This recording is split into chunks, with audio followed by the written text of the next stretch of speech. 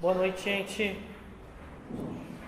Nós vamos continuar então com o nosso estudo na carta de 1 João.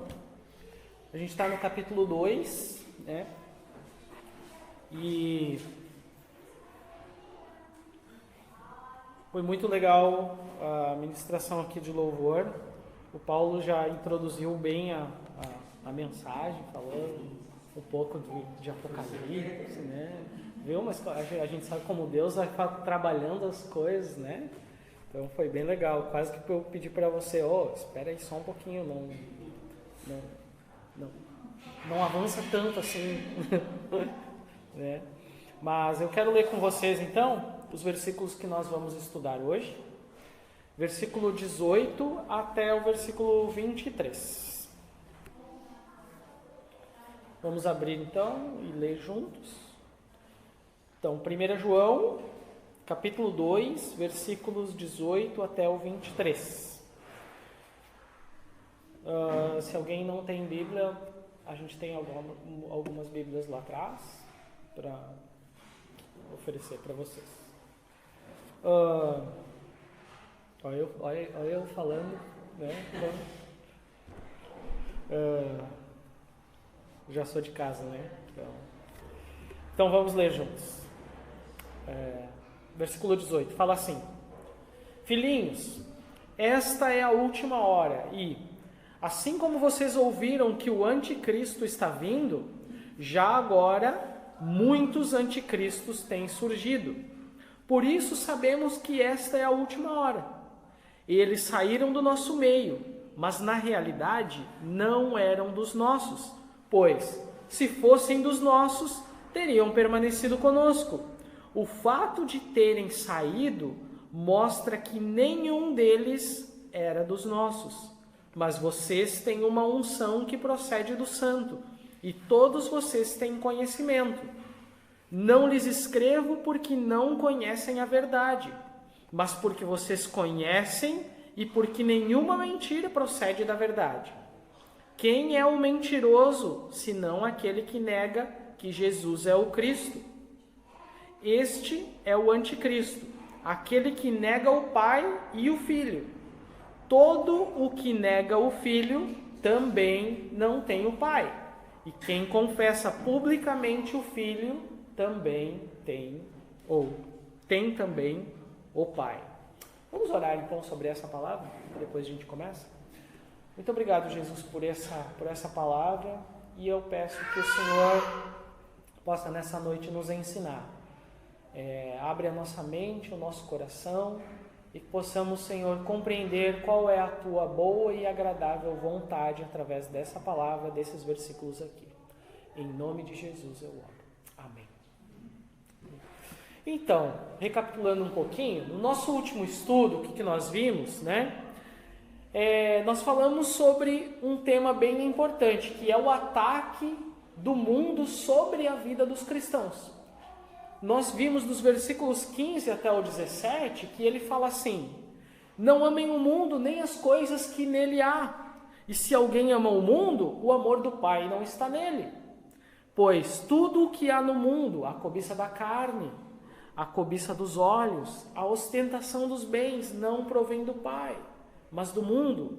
O mundo e a sua cobiça passam, mas aquele que faz a vontade de Deus permanece para sempre. Nós finalizamos aqui, né? Nós vimos então que o mundo qual João estava falando aqui não era o mundo físico, o mundo terreno, mas era o mundo como um sistema espiritual que se opõe a Deus, que se opõe às coisas de Deus, né? Dentro disso, o Tiago, ele fala para a igreja, no capítulo 4, no versículo 4, ele diz assim, ele exorta a igreja no mesmo sentido. Ele diz assim: adúlteros, vocês não sabem que a amizade com o mundo é inimizade com Deus? Quem quer ser amigo do mundo, faz-se inimigo de Deus. Então, o que a palavra de Deus ela está nos dizendo aqui em 1 João? Ela nos diz que o mundo ele é um sistema que se opõe a Deus. E se eu pudesse dar um título para a mensagem do domingo passado, esse título seria O Amor que Deus Odeia. Como assim? O amor que Deus odeia. O amor ao mundo, o amor ao sistema que se opõe a ele. Um amor que se opõe a um sistema que se opõe às coisas de Deus. Né? Deus não gosta, Deus odeia isso. Né? Agora, Satanás, ele quer que você e eu, nós nos envolvamos cada vez mais nas coisas do mundo, buscando aquilo que não é agradável a Deus, buscando aquilo que satisfaz as nossas vontades, a nossa cobiça, as coisas que nós desejamos. Porque quanto mais distraídos com as coisas do mundo nós estivermos, mais longe das coisas de Deus nós vamos estar. Mais longe das coisas de Deus nós vamos estar. Né? Mais longe da vontade de Deus nós vamos estar. Satanás quer que você invista cada vez mais tempo, cada vez mais o seu esforço, cada vez mais o seu dinheiro, os seus recursos nas coisas desse mundo. Busque cada vez mais satisfazer o seu ego, porque quanto mais envolvido com essas coisas você estiver, quanto mais envolvido no mundo você estiver, quanto mais no mundo você investir, menos tempo para as coisas de Deus você vai ter. Menos recursos você vai ter para semear na eternidade. Ah, Johnny, mas eu preciso trabalhar. Ok, beleza. Você precisa, eu preciso, todos nós precisamos. E não é disso que João está falando. É sobre um amor às coisas do mundo, as coisas que o cristão não deve buscar. A palavra de Deus não mente. Nós estamos no meio de uma batalha. Nós estamos no meio de uma guerra. Né? E nós somos aquelas pessoas, nós cristãos, somos aquelas pessoas que se submeteram à vontade de Deus e que escolheram viver longe dessas coisas. Nós optamos por viver longe das coisas do mundo. Nós optamos por dizer não a tudo isso, né? E buscar a Deus. Agora, voltando para o nosso texto de hoje, o versículo 18, ele nos fala assim: Filhinhos, esta é a última hora. E assim como vocês ouviram que o anticristo está vindo, já agora muitos anticristos têm surgido. Por isso sabemos que esta é a última hora. João, ele inicia então essa parte da carta dele falando duas coisas, ou citando duas figuras aqui, né? Ele inicia citando a última hora e também a figura de Satanás, aqui chamada de o anticristo, né? Agora, anticristo, o que significa o anticristo? A palavra anticristo significa contra Cristo, aquele que vem contra Cristo, né? Mas, como é que Satanás, ele então se apresenta para as pessoas? Será que ele se apresenta para as pessoas com 2 chifrões, todo vermelhão assim, né? Com um tridente e uns dentes pontudos, assim, parecendo um vampirão, assim, um bicho tinhoso, grotesco, né? Não é dessa forma que Satanás se apresenta para as pessoas, né? Não é dessa forma que ele se mostra para as pessoas. Satanás, ele é mais sutil, ele é bem mais sutil. E não adianta, quando a gente está falando de anticristo, quando a gente está falando do fim dos tempos, das últimas coisas, não adianta a gente ficar especulando e dizendo, eu assisti um filme e aquilo lá me revelou, é o Lula, né? Não. Ou então você vai pensar assim, é o Donald Trump. Ainda bem que eu me abaixei aqui, não vai aparecer, só vai aparecer a minha voz. Mas é o Donald Trump. Não, né? Gente, o anticristo ainda nem foi revelado. E o que o irmão nos falou ali antes, o Paulo estava nos falando, precisamos estar preparados. O arrebatamento pode acontecer a qualquer momento. Pode mesmo. E a gente tem algumas linhas teológicas que se dividem talvez nesses pontos aqui, mas não é aqui que a gente vai discutir isso, né? Agora, graças a Deus, isso ainda não aconteceu, do anticristo ser revelado, porque se tivesse acontecido, o julgamento de Deus já teria vindo sobre a terra. E aqueles que rejeitaram a Jesus como Cristo estariam lascados, né? Isso é bíblico, isso é profético. Agora, o fato é que o mundo rejeitou a verdade. E esse é o fato aqui. E é exatamente o ponto, né? Jesus disse: eu sou o caminho, a verdade e a vida, né? Mas quando o ser humano rejeita Jesus, dizendo: eu não quero Jesus, eu não preciso de Jesus, eu não quero Ele. Quando o ser humano rejeita a verdade, sabe no que ele acredita? Vocês sabem no que ele acredita? Ele acredita na mentira. E foi isso que aconteceu com a nação de Israel, quando Jesus veio. Ele disse assim, João escreve, João 1, versículo 11, fala assim: ele veio para os que eram seus, mas os seus não o quiseram, não o receberam. Israel queria um líder político e não um Senhor que desse vida espiritual para eles. Não, ok, vida espiritual nós já pensamos que nós temos. Nós já temos todo um sistema. Jesus não vem estragar esse negócio, está dando certo. Era quase isso, né? Não vem estragar isso aqui. Agora, Jesus disse da mesma forma que ele ia voltar. Jesus disse: eu vou voltar. O Antigo Testamento tem centenas de profecias dizendo, falando a respeito da vinda do Messias, falando a respeito da vinda do Cristo, falando a respeito da primeira vinda. E tem mais centenas de profecias falando a respeito da segunda vinda. Profecias que diziam a respeito da primeira vinda, que o Messias viria, ele viria da nação de Israel, e que ele viria da tribo de Judá, e que ele nasceria na família de Davi, e que ele teria um nascimento virginal em Belém. E tudo isso, todas essas profecias, tudo o que foi profetizado, aconteceu. Cada uma delas se cumpriu.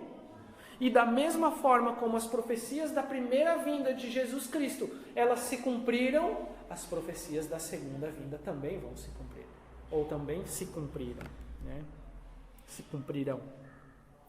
E essa é a palavra de Deus. E ela está aqui, está bem na nossa frente. Nós a lemos e podemos crer nela, né?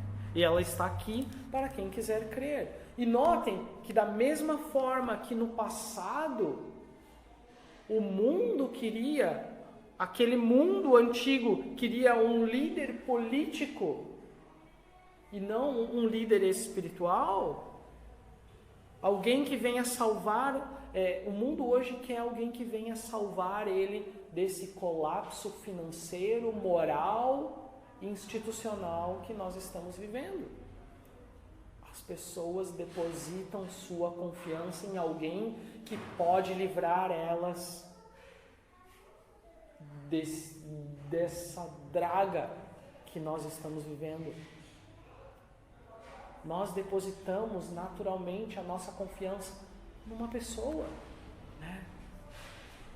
Agora, adivinhem quem é que vai aparecer? O anticristo. E o mundo, será que ele vai crer nele? Vai. Infelizmente, vai, né? E sabem por quê que o mundo vai crer no anticristo? Porque o mundo rejeitou a verdade. O mundo rejeitou a verdade e creu na mentira. O mundo vai crer na mentira porque rejeita a verdade de Deus. E vocês sabem que quando se rejeita a verdade, a única coisa que resta é a mentira. Quando nós rejeitamos aquilo que é verdadeiro, não sobra outra coisa a não ser a mentira. Feliz é o homem que coloca ou que se humilha e reconhece a necessidade de ser perdoado por Deus. Feliz é o homem. Feliz é o homem. E a outra coisa que João fala aqui, nesse primeiro versículo, além do anticristo, é da última hora. Ele fala ali no começo e no final do versículo, né? E a última hora, que significa o fim dos tempos, significa o final que já está aí. E João fala da última hora no sentido de que o mundo já estava naquele momento preparado para a vinda do anticristo. Agora, talvez a gente possa pensar assim: uau! 100 anos depois da vinda do nascimento de Jesus, o mundo já estava preparado e ele está falando da última hora, aquela ali é a última hora. Imagina hoje. Hoje nós não estamos vivendo a última hora, nós estamos vivendo os últimos segundos. Os últimos segundos, né? E aí João, ele vai explicar que esses anticristos que ele fala ali também eram homens que não tinham um coração convertido ao Senhor. Vamos ver isso no versículo seguinte, versículo 19, fala assim: eles saíram do nosso meio, mas na realidade não eram dos nossos, pois se fossem dos nossos, teriam permanecido conosco. E o fato de terem saído mostra que nenhum deles era dos nossos. Esses anticristos, né? Esses falsos cristos, essas pessoas eram homens que saíram de dentro da igreja. De dentro da igreja. Homens que estavam dentro da igreja professavam a fé, mas negavam Cristo em seus corações. Eles negavam Cristo em seus corações. E é isso que João está falando aqui. Esse é o espírito do anticristo, né? Negar Cristo em seu coração. E é sobre isso que a igreja ela deve vigiar. É sobre isso que nós devemos estar alertas, com os nossos olhos bem abertos. Embora um líder mundial ele não tenha sido revelado ainda,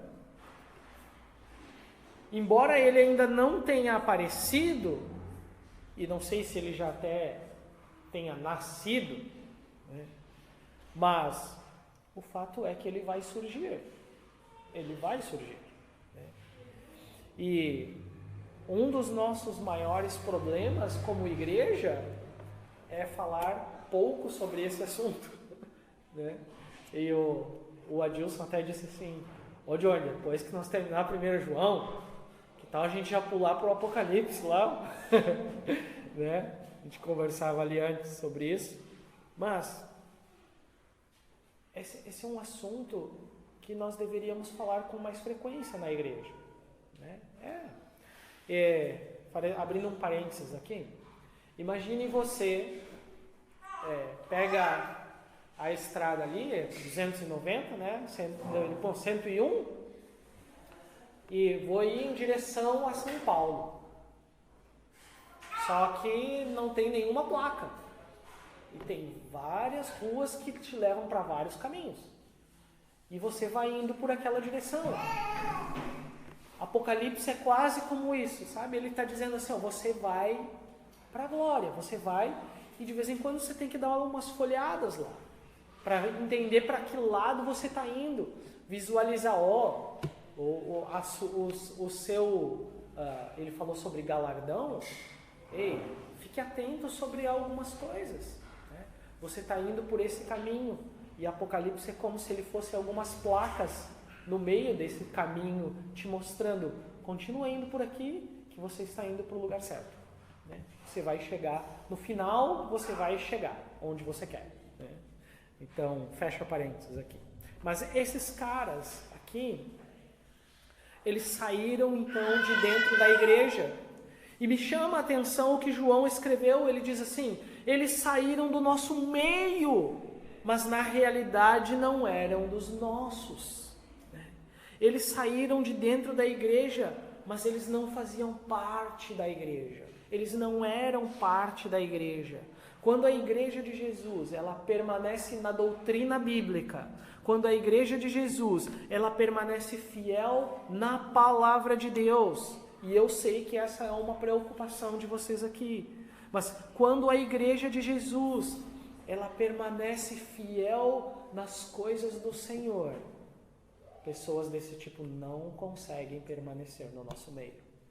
Não conseguem. Né? Elas não ficam, elas não aguentam ficar na igreja. E então elas saem. E por que essas pessoas saem da igreja? Porque elas eram convencidas e não convertidas a Jesus. Elas eram convencidas e não convertidas ao Senhor. Né?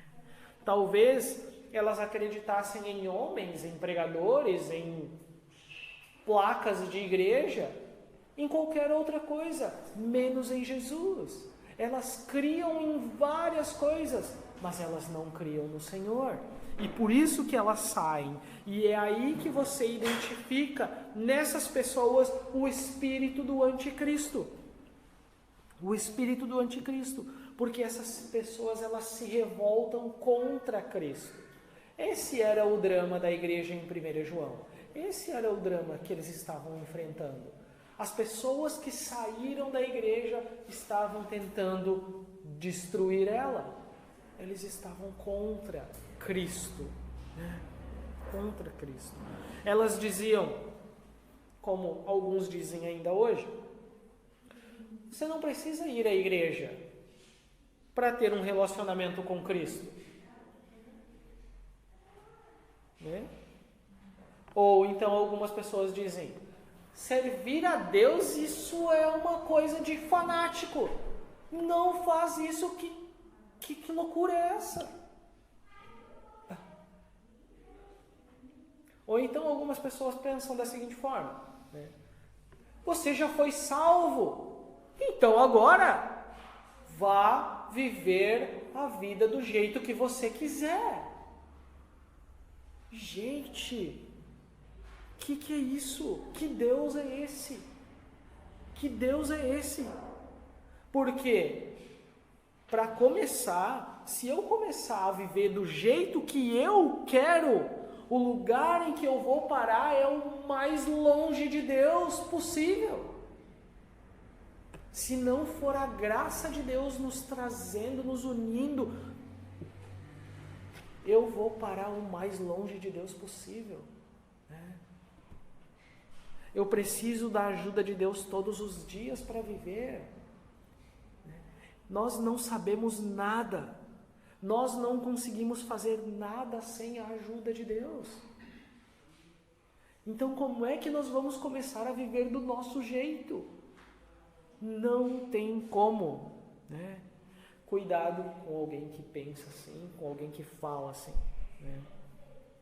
Esses homens haviam saído da igreja e estavam em uma batalha para acabar com a fé do povo. Estavam em uma batalha para acabar com a fé do povo, mas só que eles faziam isso de que forma?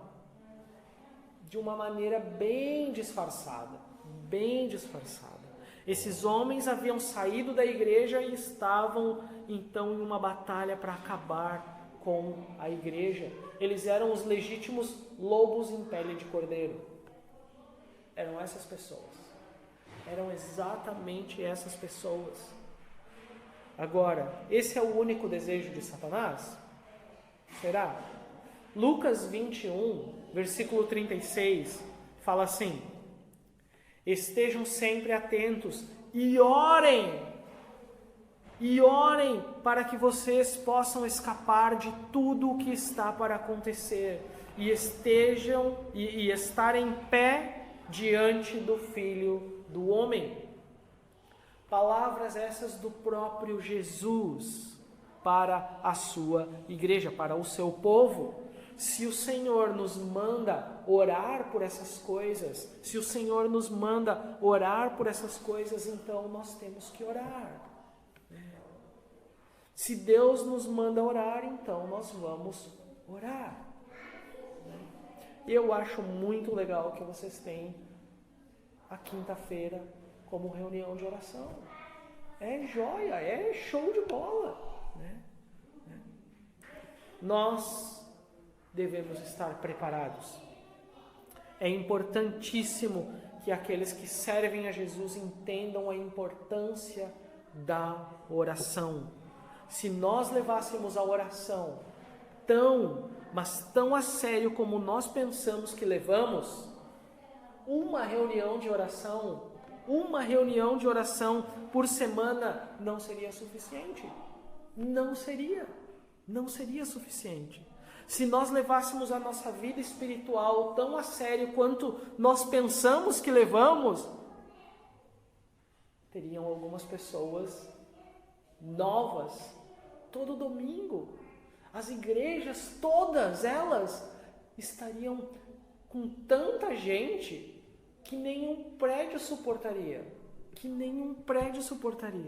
Se nós levássemos o nosso relacionamento com Deus tão a sério, nós sentiríamos vergonha. Não me entendam mal, tá, gente? Mas nós sentiríamos vergonha de não dar o nosso dízimo. Nós sentiríamos vergonha, porque nós levamos as coisas de Deus a sério. Aí você pensa assim, Johnny, não! Olha só, mas é que a reunião de oração, ela é quinta-feira à noite. E nesse dia, sabe, tem coisas que eu gosto de fazer. Tem outras coisas que eu curto fazer. Aí você fala pra mim isso, sabe o que eu penso? Sabe o que eu penso? Bom, hoje é um dia de oração, mas nesse dia eu tiro então para satisfazer as necessidades da minha carne. É isso que eu penso. E domingo, se eu não tiver mais nada para fazer, então eu vou no culto. É isso que eu vou pensar. E não me entendam mal, isso não é um xingão, gente, tá? Agora, o que é isso? Nós falamos alguns domingos atrás sobre as nossas motivações, o que nos levam a fazer as coisas que nós fazemos. Por que eu vou à reunião de oração? Porque eu quero orar. Não porque eu sou obrigado, não porque eu preciso. Bem que nós precisamos orar, mas não no sentido em que nós comentamos antes, né? Porque meu irmão, ele precisa de uma oração. Eu vou na reunião de oração porque eu quero orar por mim e quero orar pelos outros. Eu quero estar orando porque eu preciso orar, porque eu amo orar, porque eu gosto de clamar a Deus. Deus tem coisas grandes e preciosas para essa igreja e para outras igrejas também. Mas essas coisas grandiosas que Deus tem, elas começam com oração.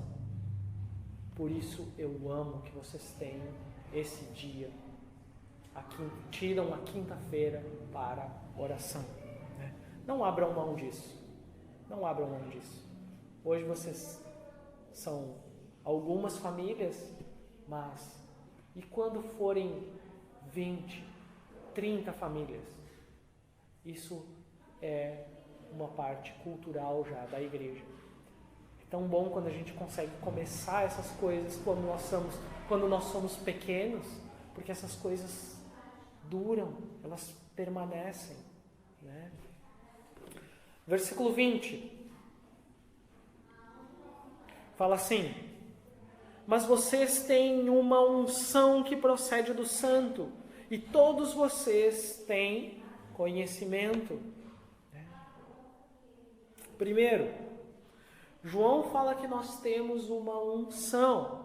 O que é unção? E o que é unção? Normalmente, nós ouvimos falar que unção é quando nós vemos que um pregador, ele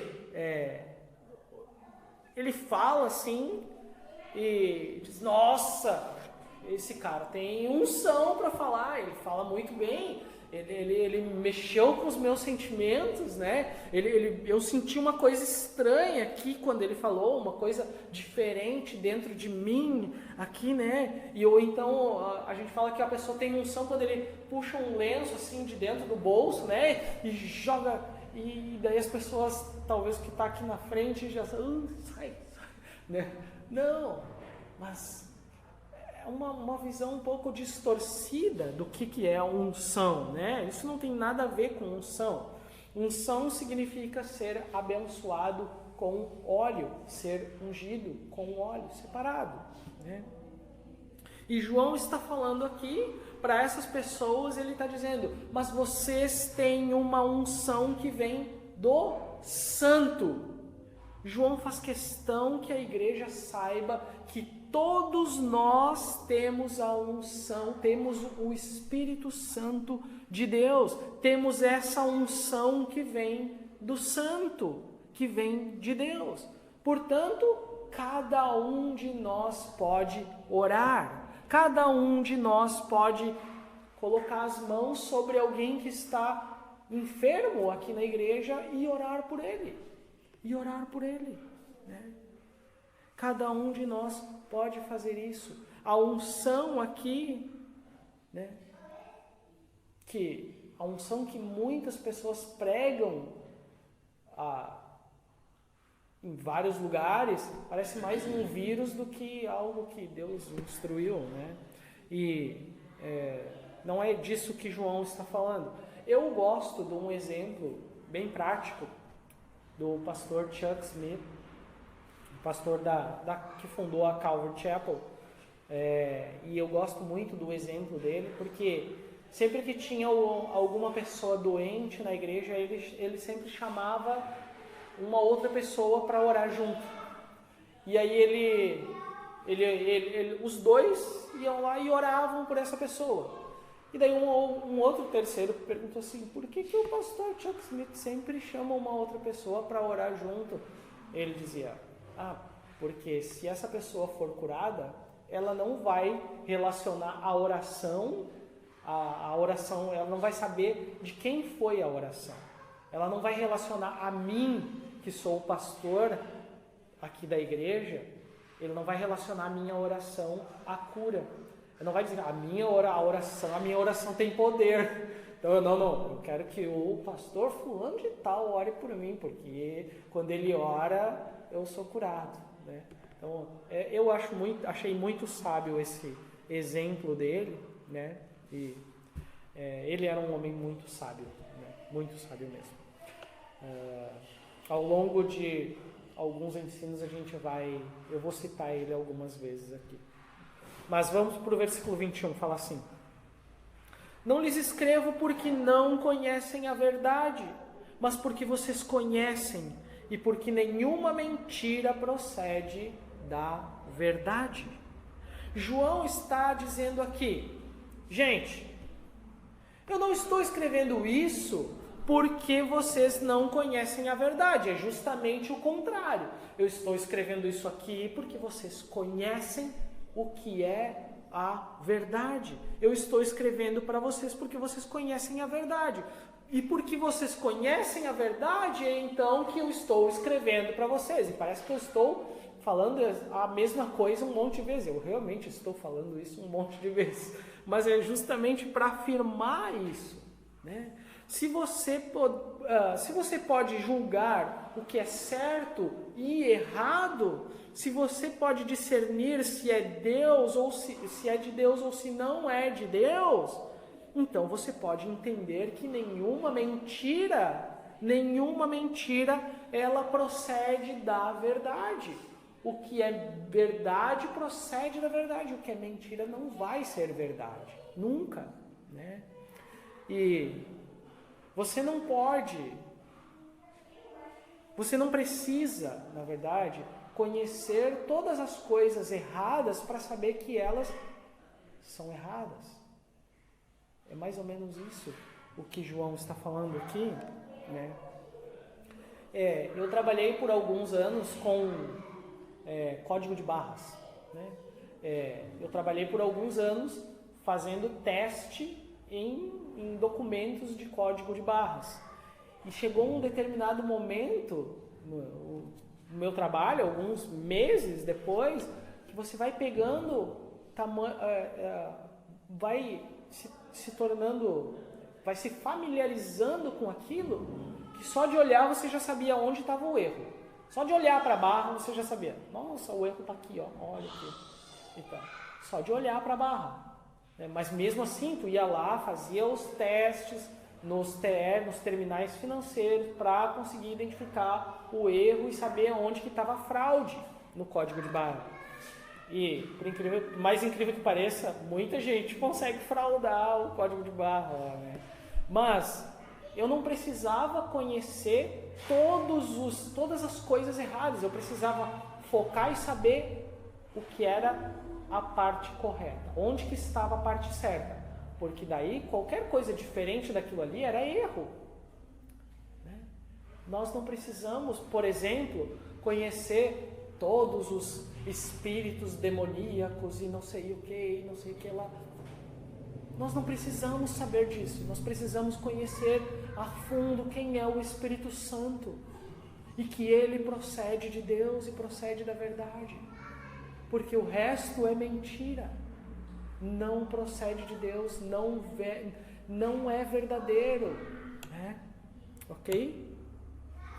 E versículo 22 e 23 fala assim: quem é o mentiroso, senão aquele que nega que Jesus é o Cristo? Este é o anticristo, aquele que nega o Pai e o Filho. E todo o que nega o Filho também não tem o Pai. E quem confessa publicamente o Filho tem também o Pai. Então, o anticristo é, antes de tudo, mentiroso. Mentiroso. E isso se dá porque Satanás ele é mentiroso desde o princípio. Nós sabemos o que é a verdade. Então, quando Satanás vem contra nós com mentiras, o que nós dizemos para ele? Nós usamos o mesmo exemplo de Jesus. Para trás de mim. Sai. Fora. Para trás de mim, Satanás. Nós sabemos que Satanás ele é mentiroso, então, desde o princípio. E o espírito do anticristo, ele nega Jesus. Porque João escreve, todo aquele que nega o Filho também não tem o Pai. Em João 14, versículo 9, Jesus deixa bem claro. Jesus responde bem assim: você não conhece, Filipe, mesmo depois de eu ter estado com vocês durante tanto tempo? Quem me vê, vê o Pai. Como você pode dizer, mostra-nos o Pai? Jesus estava respondendo a uma questão, a uma pergunta de Filipe, e ele estava repreendendo Filipe. Porque ele estava dizendo, Jesus, tu és o Cristo, então mostra-nos o Pai. E Jesus responde para ele, quem me vê, vê o Pai. Quem vê a mim, vê o Pai. É facilmente notável para nós aqueles que tem o Espírito Santo. Né? Ver que algo está errado quando alguém diz, eu creio em Deus, né? Eu creio em Deus, mas Jesus não foi bem assim, que ele nasceu de uma virgem, né? Não é bem assim, opa, daí tu já, o que esse cara tá falando? O que esse cara tá falando? Né? Se você conhece o Pai, você conhece o Filho, você também tem o Filho. Jesus é Deus revelado ao homem. Ele é Emanuel, ele é Deus conosco, né? Então, você pode conhecer a mentira, você pode reconhecer a sedução de Satanás através de falsas religiões, por exemplo, né? Alguns dizem assim, eu acredito em Deus, e acredito que eu acredito em Jesus também, e eu também creio que ele é irmão de Lúcifer. Cai fora, Mormon. Tem algo estranho aqui, né? É algo estranho, né? É mentira. João 1, do 1 até o 3, ele escreve assim: no princípio era aquele que é a palavra, ele estava com Deus e era Deus. Ele estava com Deus no princípio. Todas as coisas foram feitas por intermédio dele, e sem ele nada do que existe teria sido feito. Nada do que existe teria sido feito. E continuando no versículo 14, diz assim: aquele que é a palavra tornou-se carne, viveu entre nós, vimos a sua glória, glória como do unigênito, e vindo do Pai, cheio de graça e de verdade, né? Você precisa conhecer o seu Deus, para poder saber quem não vem de Deus. Simples assim, simples assim. Dessa forma, você não vai ser enganado pelo anticristo, né? Ou pelos anticristos, como João escreve aqui. Agora eu vou dizer uma coisa para vocês. Mesmo que não seja a sua intenção, mas quando você vive uma vida medíocre, uma vida cristã medíocre, você agrada a Satanás. Você agrada a Satanás. Porque o que Satanás quer é ser adorado como Deus. Mas também o que ele quer é que você não adore a Deus. Ele quer que você não adore a Deus. E quando você não adora a Deus com a sua vida, mesmo que você não adore Satanás, uma boa parte do plano dele está se cumprindo. A intenção dele também é essa, né? Um dos objetivos dele se cumpriu. Mas quando você vive intensamente tudo o que Deus tem para você, quando você se entrega verdadeiramente para Deus, Deus se agrada e Satanás enfurece. Né? 2 Pedro 3, versículo 11, eu vou ler e a gente finaliza aqui. Fala assim, 2 Pedro 3, versículo 11, diz: visto que tudo será assim desfeito, que tipo de pessoa é necessário que você seja? Que vocês sejam. Vivam de maneira santa e piedosa. Essas foram as palavras de Pedro. Vivam de maneira santa e piedosa. A gente vai finalizar aqui e semana que vem a gente continua do versículo 24 até o versículo 29. Eu vou orar então. Deus, muito obrigado, Senhor, por essa palavra. Muito obrigado, Jesus, por nos ensinar um pouco mais sobre essa carta de 1 João. E a minha oração, Deus, nessa noite, é que nós possamos não viver uma vida aquém daquela que Tu preparaste para nós, Senhor. Mas que nós possamos entregar cada dia mais, cada vez mais a nossa vida para Ti. Que nós possamos ser ensinados, repreendidos, encorajados, exortados, que nós possamos ser incentivados a Te buscar cada vez mais. E que o nosso coração ele seja um coração disposto a aprender, disposto a Te obedecer, Senhor. Derrama do Teu Espírito Santo sobre nós, Jesus, porque nós queremos Te conhecer cada vez mais. Nós queremos saber quem Tu és, queremos que o Senhor nos guie, queremos que o Senhor nos instrua, queremos que o Senhor nos lidere, queremos que o Senhor seja o nosso pastor. E muito obrigado, Senhor, por essa noite. Eu oro que o Senhor possa nos guardar e que nós possamos permanecer firmes e nos encontrarmos com o Senhor na glória. Em nome de Jesus. Amém.